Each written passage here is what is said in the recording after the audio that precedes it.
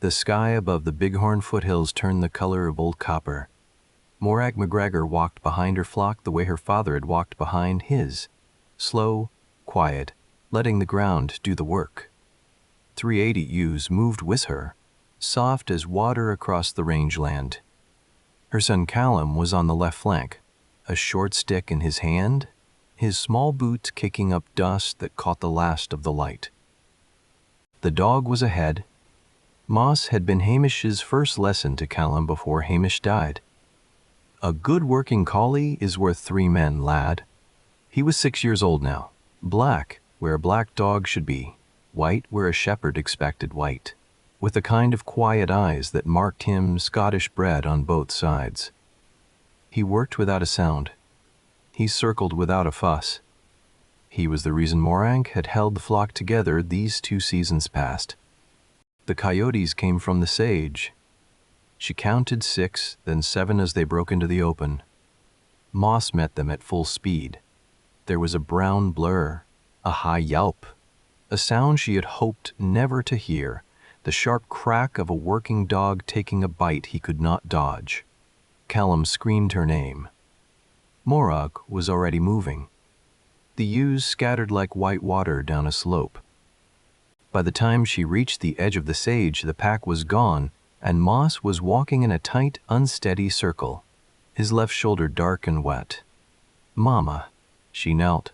Her hand found the warmth of the wound, and she knew, from 18 years of helping her grandmother in the Scottish borders, that this was the kind of bite that could kill a dog in 3 days if she did not do the right things in the right order.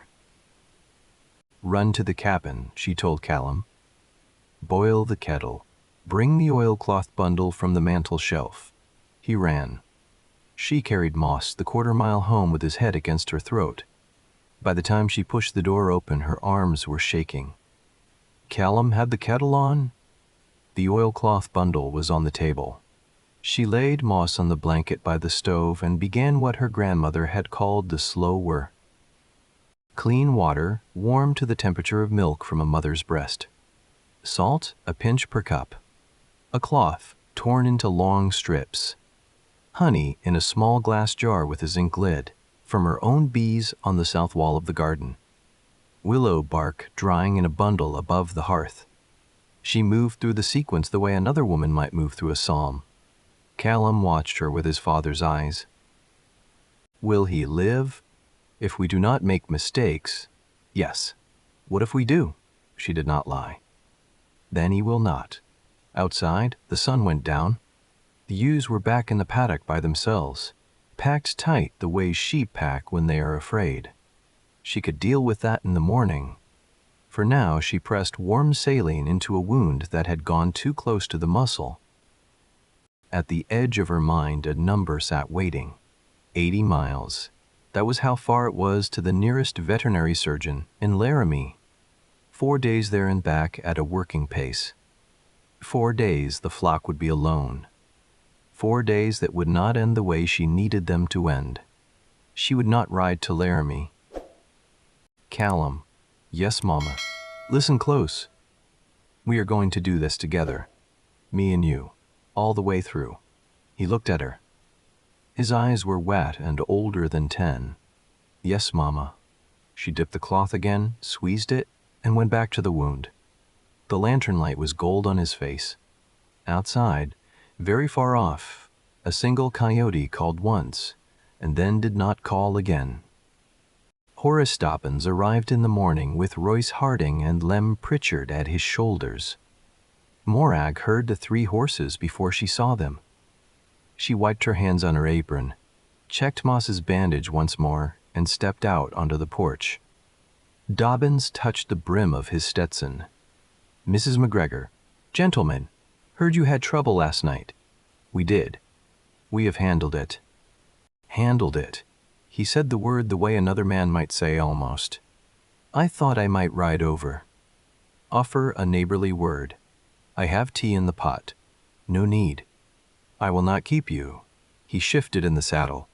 $1,200, Mrs. McGregor. Cash, paid out at the Laramie Bank. The boy would do well at the town school. "I thank you, Horace." My answer is the same. You've not heard the rest of it. Then tell it. Mrs. McGregor, and I will say it plain. A widow alone on this range is a widow at loss. You lost 2 ewes in the spring to the creek crossing. You lost 1 to bloat in June. The dog is down.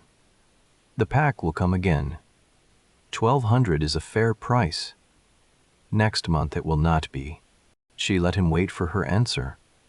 In the quiet she could hear Callum inside, speaking low and steady to the dog. My answer is the same, Horace. Ride safe. Give Mrs. Dobbins my regards. The 3 men rode out the way they had come. Harding looked back once. His face was not unkind. Inside, Callum was sitting cross-legged on the plank floor with Moss's head in his lap. He had put a folded cloth under the dog's cheek. He had a tin cup of water beside him and a spoon. He was pressing the spoon to Moss's lip every few minutes, the way a mother feeds a fevered child. Mama, he drank. How much? 3 spoons. Good lad.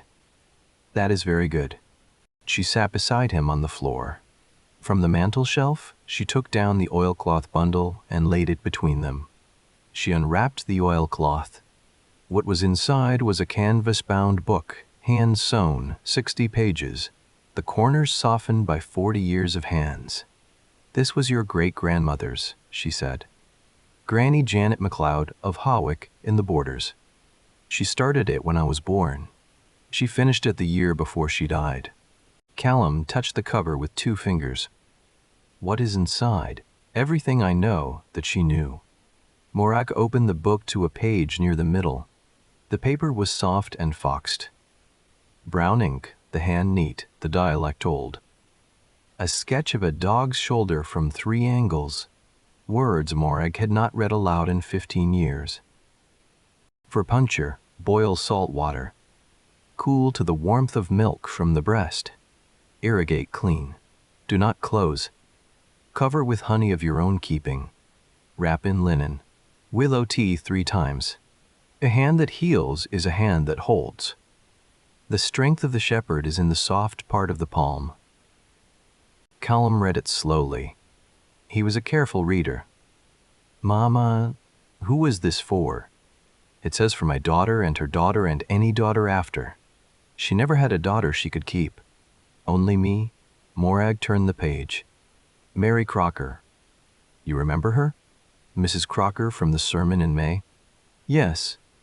Her husband James Crocker died in Platte County, Nebraska, the winter before last. By the spring, Mary had signed her homestead over to a cousin's husband because under Nebraska law, a widow could only continue a claim if she could show continuous improvement. The cousin swore she could not. He paid her $40. Her husband had paid $360 for the land. Was that fair? It was lawful. That is not the same thing. Callum was quiet a long time. Mama, if I help you with Moss, can you teach me the book? Morag looked at her son, looked at the page, looked at the jar of honey on the table and the sleeping dog between them. I can. She was not sure in that moment whether she was teaching him or asking him. She decided later it had been both. She had not taught a son anything skilled before. In the Borders, a son was taught by his father and his uncles. A daughter was taught by her mother and her grandmothers. That was the shape of things, and Morag had never questioned it, because a daughter had never stood in front of her needing to be taught. Now a son did. The shape of things would have to change, and it would have to change in one afternoon. She sat Callum on a low wooden stool by the stove. She set out every item on the kitchen table in the order it would be used. Look at the table, love. Tell me what you see. The kettle, the salt tin, the jar of honey, the muslin strips, the willow bark, the little wooden spoon, the tin basin, the folded blanket. These are your tools. From now on, when you come in from the flock, these things are the first things your eyes go to. You check them, every day, before anything else. If a tool is missing, you tell me before you sit down. If a tool is dirty, you clean it before you eat. Do you understand? Yes, Mama. Now watch. She boiled a pint of water. She added a pinch of salt from a wooden pinch box. She let the water cool in a tin basin until it was the temperature of milk from a mother's breast. She tested it on the inside of her wrist. She held the wrist out to Callum. Put your wrist against mine. Feel the heat. He did. That is the heat. Not hotter, not cooler. Hotter, you burn the wound. Cooler, the wound does not open and drink. She dipped a clean muslin strip and squeezed it. You irrigate, which means you wash. Gently. The wound must drink the water. Do not rub, do not press hard. Let the water do the work. That is the first thing. Moss lay still. His eyes were soft on Morag. He had been through this before, as a puppy, when a ewe had kicked him. He understood that Morag's hands were the kind that help. Come closer, love. Put your hand on mine.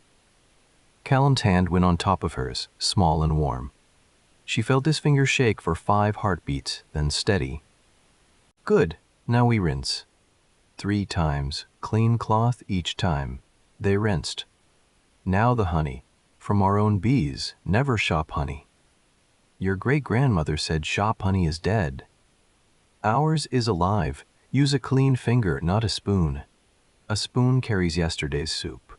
She showed him. He copied her. He did it correctly on the first try. Now the wrap. Figure of 8. Around the shoulder and under the foreleg. Firm, but not tight. If you can slip 2 fingers under, it is right.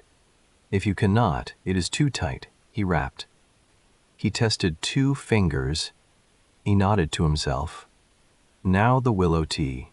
A thumb of bark, boiled a 1/4 hour. Cooled. 1 spoon, 3 times a day for the pain. Watch him when you give it. If he will not drink, it is a bad sign. If he drinks easily, it is a good one. Callum spooned. Moss drank 3 spoons. Good lad. Callum sat back on his heels. His hands were wet with saline and honey. Mama, is this medicine? It is. Did father know it? Father knew a little. He watched me do it for the horse when the mare cut her leg on the wire. He said I had the hands of my grandmother.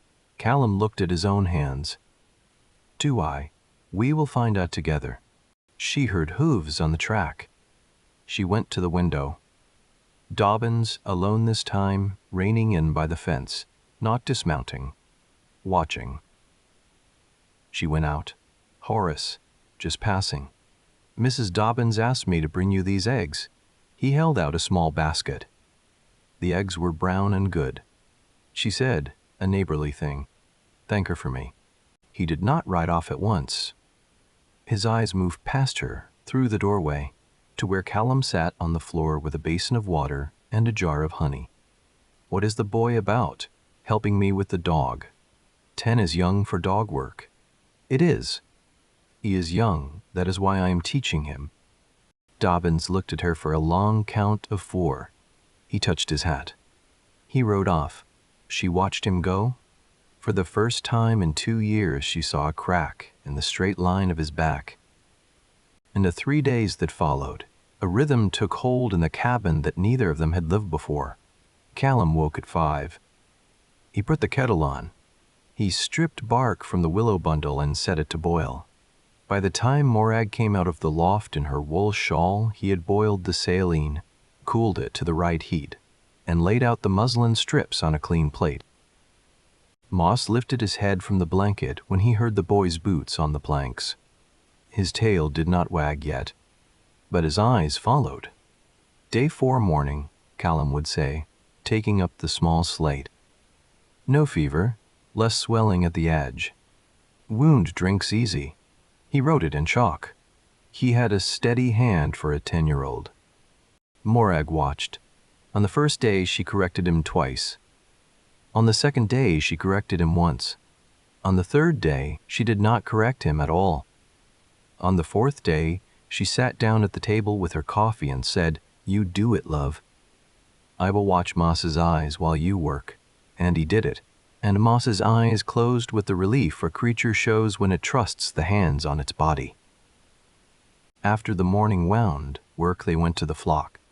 Moving 380 ewes with no dog and a 10-year-old boy is not work that any rancher in the valley would have believed possible. Morag and Callum did it by splitting. She took the right flank. He took the left. She used Hamish's tall whistle, one note, sharp, to bring the ewes down from high ground.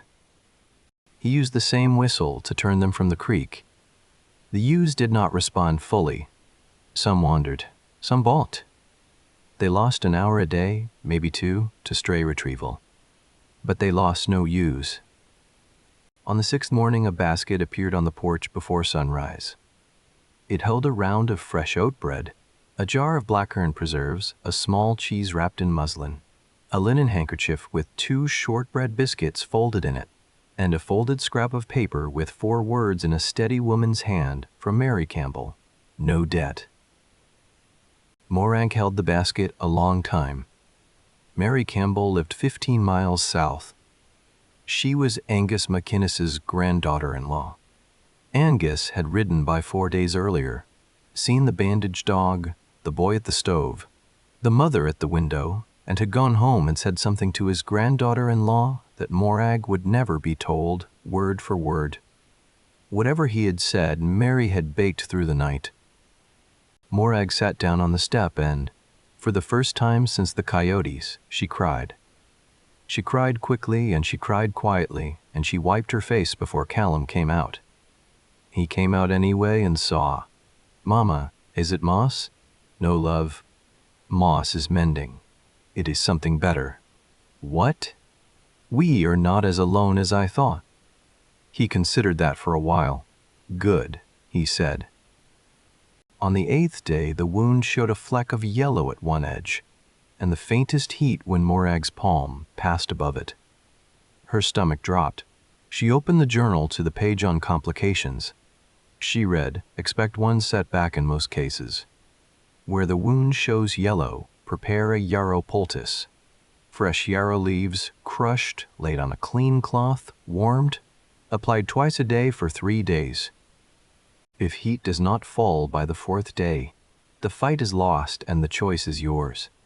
Morag had yarrow in the garden on the west side, where the soil was poorest. "Callum, come with me." They picked yarrow by a lantern light because it was near dusk. They returned. They crushed the leaves in a wooden mortar Morag had brought from Hawick. They laid the poultice. They waited. At midnight, the heat had dropped a finger's width. By morning, it was gone. Morag wrote the yarrow result into the journal margin in her own hand. Beneath her grandmother's 40-year-old note, she added in pencil, "Works. See Wyoming. Flock dog, age 6. MM." It was the first entry she had ever added to the book. She did not know yet that it would not be the last. In the flock that afternoon, Callum whistled Hamish's come-by, and for the first time an ewe turned toward the sound as if the ewe remembered the whistle from a better year. Callum was 10 and had been raised among ewes, but he had never moved a flock without Moss or his father or both. In the 2nd week after the attack, he began doing what no boy in the valley was expected to do. He ran the flock on his own while his mother stayed close to the wounded dog. She watched him from the porch the first morning he went out alone. He took the willow stick. He took the whistle. He took a slab of Myrie's oat bread in his coat pocket. He went. The ewes knew him by smell and by the pitch of his voice. He had walked among them since he could walk, but they did not know him yet as a leader. They tested him. 3 strayed toward the creek at an hour past dawn. He brought them back by walking slowly in front of them and turning his body, not with force but with patience, the way his father had taught him. He came home at dusk. His cheeks were windburned. His coat was dusted with grass seed, Mama, no losses. 1 lamb limping. I think a thistle in the pad. Show me. He brought the lamb. Morag found the thistle. She drew it out with a pine needle and a firm, quick pull. The lamb bleated once and went back to its mother. You did well, love. The ewes did not listen at first. They will. They will learn you the way they learned your father. On the 9th day, Royce Harding rode by the far fence on a bay horse, alone. He did not come up to the cabin. He sat at the top of the rise for a quarter hour with his hat pulled low. He watched a 10-year-old boy walk his flock back into the paddock without losing one head. That evening Harding rode to Dobbins's ranch. The two men sat on the porch with whiskey between them. The boy is moving the flock. Horace. Boy doesn't know what he's doing. He does, though. I saw him. He put 3 strays back on the line by himself. Moss was in the cabin the whole time. The boy did it with a willow stick. Dobbins drank. He did not answer. Yaney Holloway, Harding said after a while, sold her 320 acres down at Sweetwater for $900 to the Pritchard brothers by April, 4 months after Abner Holloway went through the ice. The land was worth $4,000 by the census. She did not have a dog, and she did not have a boy. Janie Holloway did not have Morag McGregor's head either. No, she did not. Dobbins looked at the bottom of his glass. I want that range, Royce. I know you do. She will crack. All of them crack. It is only a matter of the price and the patience. Horace, what? She may not crack. You should think on that. What you will do with yourself if she does not. Dobbins did not answer. Back at the cabin, Callum and Morag sat on the porch step in the blue dusk. Moss was asleep inside by the stove with his bandaged shoulder rising and falling. The spring-fed pond was a mirror of the last light. Somewhere above the cabin, a nighthawk called. Mama? Yes, love. Did father ever wish he had a daughter? Morag let the question sit before she answered it. The late light was on Callum's sandy hair. He wished for a child. He was not particular. When you came, he said, a son is a grand thing, and I will teach him all I know. He meant to. The horse did not let him. That was not his fault, and it was not yours. I know. What made you ask? Because Granny Janet wrote the book for her daughter. And you are teaching me from it. And I wondered if father would have minded that a boy was being taught a daughter's book. Morag put her arm around his shoulders. Love, listen to me once, and I will not repeat it. Your father used to watch me bring a ewe through hard lambing, and he would say, a hand that heals is a hand that holds, and there is no finer kind of hand on God's earth. Those were his words. He had them from my grandmother through me. He would have said it to a daughter. He would have said it to a son. He would have wanted it known. Do you understand? Yes, Mama. Good. Now, do not ask me that again. The answer will not change. He leaned his head against her shoulder. Inside, Moss sighed. They came at 2 a.m. on the 12th day. Moss was asleep by the stove. Morag woke because a dog she had known for 6 years was up and trying to get out of a door with a hurt shoulder. She was on the floor before her mind had fully joined her body. She heard the ewes. That packed, high, terrible sound. Callum was already pulling on his boots. Stay behind me, love. Yes, Mama. She took the rifle down from the hooks above the door. She stepped out into the cold and into a piece of work she hoped she would never do again. There were 4 coyotes among the ewes in the paddock. The flock had broken the far rail. Moss had followed her out, limping on 3 legs, trying to work. She fired once. The pack scattered. One coyote did not run. Moss fell on it. The bite reopened his shoulder. By the time the moon was past the cabin roof, she had lost 3 ewes. 2 more were hurt, and Moss's bandage was black with blood. She carried him inside. Callum followed with the lantern, his face set in a way she had not seen before, a way that was not a child's face. They did the wound work again in the dark before the kettle would boil saline, honey muslin, willow tea. Callum's hands did not shake this time. His eyes did, A little. At dawn, the sound of many horses came up the track. Dobbins had heard the rifle. He had ridden over with 10 of his hands. The hands were quiet men holding lanterns. Dobbins sat his horse at her gate in the gray light and did not dismount. Mrs. McGregor. Horace. I counted 3 ewes on the ground out by the sage. I know. I heard the rifle from my porch. I could not sleep after. I am sorry for that. Mrs. McGregor, 1300. Cash today. I will send a wagon at noon to fetch you and the boy. Mrs. Dobbins will take you in for a week until the Buchanans have the upstairs room ready. This is the last offer I will make to you at a neighbor's price. After this, the bank price. You know what the bank price is? She did know. The bank price was always less than the neighbor's price. The bank did not have to be polite. She thought about saying yes for longer than she ever told anyone later. $1,300. Callum in a proper school. Moss by a fire somewhere, retired, warm. She was so tired. Her hands still smelled of honey.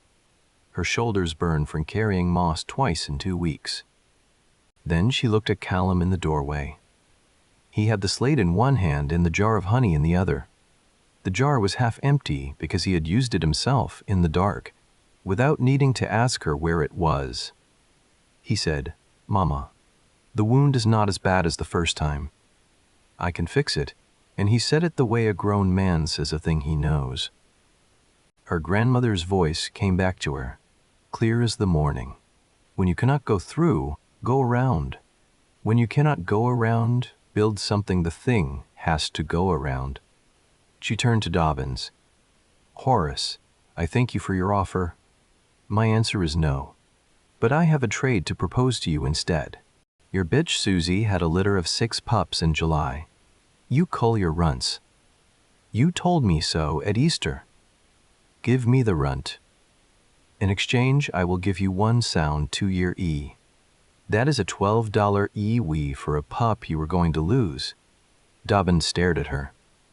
You want a runt pup. I want a runt pup. A runt will never work sheep. A runt raised beside moss will work sheep. That is the one thing I know that you do not. I learned it from my grandmother. It is in the book. Dobbins almost laughed. He did not, because behind Morag the boy was standing very still with a slate in his hand. Royce, ride home. Fetch the runt. Bring him back this afternoon. Horace, that is a $12 EU for fetch the runt. Harding Road. The pup came back in a wool bundle at 4 in the afternoon. He was gray and brown with a ribbon of white down his nose, and he weighed less than a water bucket. Callum held him on his lap by the fire. His name is Ash, Callum said. Why Ash? Because he is the color of ashes in the morning, and because fires need ashes to stay warm. Morag looked at her son, and she understood that a thing had shifted in him that would not shift back. Dobbins was outside already, mounting his horse, puzzled to his bones. Ash was 9 weeks old. He weighed 4 pounds. He had ears too big for his head and a tail that was mostly fluff. He would not, by any cattleman's reckoning in the valley, grow into a working dog. Morag put him down on the blanket beside Moss. Moss lifted his great black head. Ash walked the 3 steps to the older dog on uncertain legs and flopped against his side. Moss sniffed the pup from nose to tail. He considered. Then he laid his head over Ash's small back, the way an old collie covers a lamb against cold, and sighed. Callum, watching, said quietly, he kept him. He did. Mama, will Ash know how to work sheep? He will. Because Moss will teach him everything I did not know I could teach anyone. A pup raised by a working dog is worth 3 pups raised by men. My grandmother used to say a shepherd who can read the eye of his first dog can read anything God made. Granny Janet said that? She did, more than once. The weeks that followed were the gentlest of that hard autumn. Moss healed. The fourth bandage chain showed pink granulation, healthy tissue growing up from the base of the wound. By the 21st day after the original attack, he was walking on all four legs in the cabin. By the 28th day, he was out at the paddock, not working the full flock, but walking the perimeter with the kind of slow patience a good dog uses to teach another dog what fence means. Ash followed him. Ash tripped over everything. Ash was the happiest animal Morag had ever seen. Callum was different now. The difference was not noisy. It was in small things. He stood closer to the ewes. He spoke less when he worked. He set his tools out before the sun came up the way a blacksmith sets his hammer. He had started to carry the journal with him, wrapped in the same oilcloth his mother had wrapped it in for 15 years. He read a page a night by the lantern. He asked questions Morag had not been asked since her grandmother died. Mama, why does Granny Janet say the strength is in the soft part of the palm? Because the soft part is where you feel a thing. The hard part is the knuckles. Knuckles do not feel anything. They only strike. Is that why you tell me to check Moss's fever with the inside of my wrist? It is. The inside of the wrist is soft, too. It is. He thought about that for a long time. He also grew up by inches. Not tall inches, the other kind. On a cold afternoon at the end of October, he stood at the porch rail and watched a hawk lift off the far ridge carrying a small animal Morag did not look at too closely. He said, without turning around, Mama, if the worst had happened, if Moss had died, I would have still been here. I would have still helped. I want you to know that. Morag went to him and put her hands on his shoulders and said nothing for a while. She did not trust her voice. At the end of the 5th week, Dobbins rode by the fence and did not come up. He did not come up the week after either. He watched from a distance the way a man watches something he does not yet know how to describe to himself. On a Sunday afternoon at the end of the 6th week, he came up to the gate with Harding and Pritchard. All three were wearing their church clothes. Dobbins had a folded paper in his vest pocket. Morag saw them and knew. Callum, yes, Mama, put the kettle on. We will have the tea ready before they reach the porch. Are they coming to offer again? They are. And you will stay at the table with the journal and your slate. And when the moment comes, which will come, you will read what you have written. You will not be nervous. It is only 3 men. He went inside. Morag watched them ride the last 100 yards, and she remembered something her grandmother had said in Holwick when she was 6 years old, about how the world turns not on what men decide, but on what they cannot imagine. Men never expect the thing they did not put in the room. Granny Janet had said, put a thing in the room they could not imagine. Then poured the tea. Morag adjusted her apron.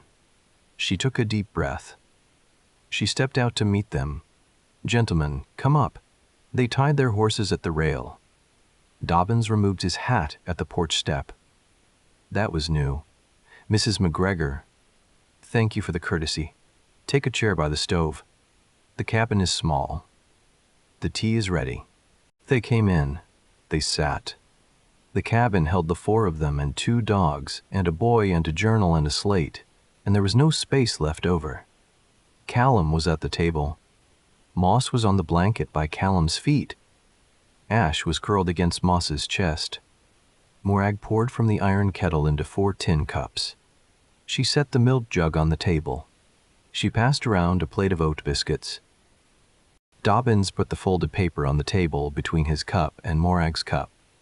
$1,500, Mrs. McGregor. This is the final figure. Signed by me and witnessed by Royce and Lem. You have until spring to decide. Morag did not look at the paper. Horace, before I answer you, may I ask my son to read something to the 3 of you? Dobbins blinked. You may. Callum, yes, Mama. He opened the journal to the puncture-wound page. He did not read from the journal. He read from his slate, which he had written out in his own hand. From memory the night before. For Coyote bite on a working dog, he said. He spoke slowly and clearly. The wound must be washed, not sealed. Boiled salt water, a pinch of salt to a cup. Cool to the warmth of milk from a mother's breast. Tested on the inside of the wrist. If it is hotter than that, it will burn. If it is cooler, it will not clean. 3 washes, clean cloth each time. Then honey from our own bees, not shop honey, plied with a clean finger, not a spoon. Then muslin wrap, figure of 8, around the shoulder and under the foreleg. Firm but not tight. 2 fingers must slip under. If they do not, it is too tight. Then willow tea, 1 spoon 3 times a day for the pain. Watch the eyes when the willow goes in. If the eyes are soft, the pain is held. If the eyes are hard, the pain is not held and the dose is wrong. He paused. He turned the slate over. Watch for yellow at the edge of the wound on day 3 through 5. Yellow means the fight is beginning. A yarrow poultice of crushed leaves, twice a day for 3 days, will hold the fight. If the heat does not drop by the 4th day, the dog is lost and the choice is the shepherd's. Moss did not show yellow until day 8. He did not lose the fight. Moss is by my foot. Ash is beside him. Ash is 9 weeks old. He will be a working dog in 2 years. That is the report. The cabin was very quiet. Harding was looking at his boots. Pritchard was looking at the ceiling. Dobbins was looking at Callum. Morag spoke then. Her voice was not raised. Horace, you believed a widow and a 10-year-old boy could not hold this range. You were right about one thing. A widow alone could not. I am not alone. I have a son who is a shepherd, a dog who mends, a pup who learns, and a book my grandmother wrote in Hawick 40 years ago for a daughter she never had. All of these were here the day my husband died. You did not see them. That is on you, Horace, not on me. Dobbins said nothing for a while. Then he said, I did not expect the boy. No. No one does. That is our advantage. 20 other widows in this county sold or remarried in the last 3 years. I know of 11 by name. 3 wintered the way I did. The 3 who wintered had children old enough to be taught, and the willingness to teach them. The rest are gone from the valley. Dobbins reached across the table. He did not take the paper back. He pushed it away from himself, toward the stove. Mrs. McGregor, I will not ask again. I will ask something else instead. Will you sell me 20 of your spring lambs at the Laramie market price? I have a buyer in Denver who has asked for Scottish bloodstock. I have no Scottish blood on my place. Yours is the nearest. I will, at market price. With a handshake. I do not sign papers for handshakes. A handshake it is. He rose. He offered his hand across the table. Morag took it. His grip was steady, and for the first time since Hamish died, she felt, in a man's hand at her hearth, not pressure, but respect. At the door, he turned back. He did not put his hat on. Mrs. McGregor, if I had a son, I would be proud if he wrote a slate like that. Would you tell the boy I said so? I will tell him, thank you. The 3 men rode out into the gold of the afternoon. Harding looked back once, and his face was not unkind. He raised his hand. Morag raised hers. Inside, Callum had his head on his arms on the table and Moss's chin on his knee. He was not crying. He was tired the way men are tired when they have finally set down a thing they had been carrying. The snows came late that year and went early.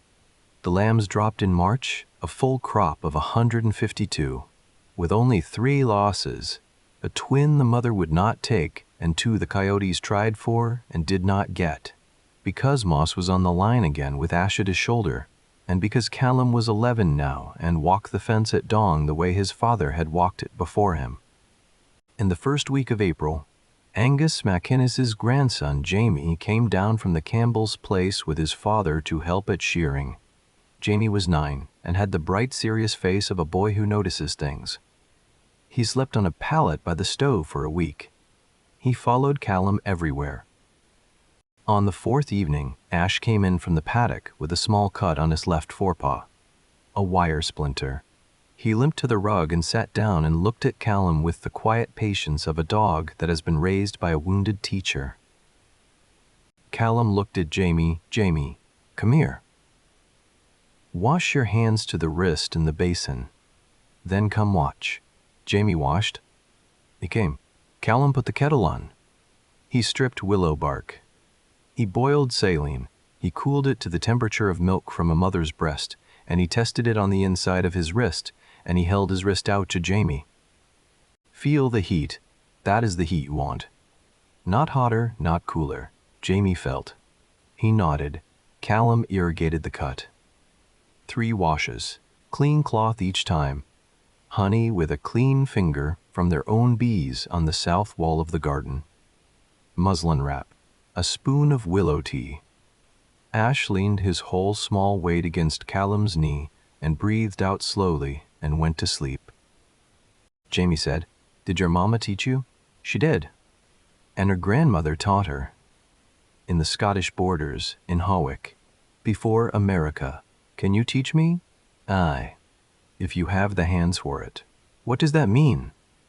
Callum thought about it. He remembered the page in the journal. He remembered his mother's wrist against his. He remembered the first time his hands had shaken over Moss's wound and the first time they had not.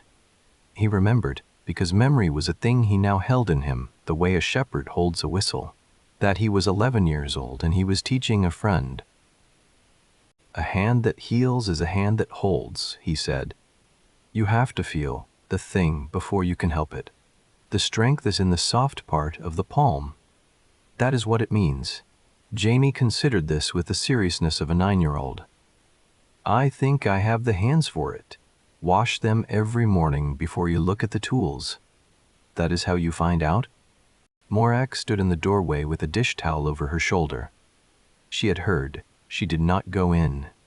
She stood where they could not see her, and she rested her forehead against the doorframe, and she said, in her grandmother's dialect, very quietly, "A buid hechas leet, a sheenam hair," which in Scots Gaelic meant, "Thank you, grandmother." Then she went back to the stove and stirred the stew and wiped her face with her sleeve. Horace Dobbins bought 20 lambs that spring at market price. The next year he bought 30. The year after that he sold half his cattle and bought sheep, and he went to his first wool growers' meeting in Cheyenne and sat in the back and did not speak once. He was buried in the Cheyenne cemetery 26 years later. Morag McGregor was at the funeral. She laid a sprig of heather on his coffin. Moss lived to be 14. He died by the stove on an October evening with Callum's hand on his neck and Ash's head across his back. Callum buried him at the base of the uprooted spruce, where the spring ran clearest. Ash sired 6 generations of McGregor working dogs. His great-great-grandson was still running sheep on the McGregor Range when the first automobile came up the track in the summer of 1919. Callum McGregor married Rose Buchanan, a school teacher, and they had 2 children, a son named Hamish and a daughter named Janet. He taught them both the same book.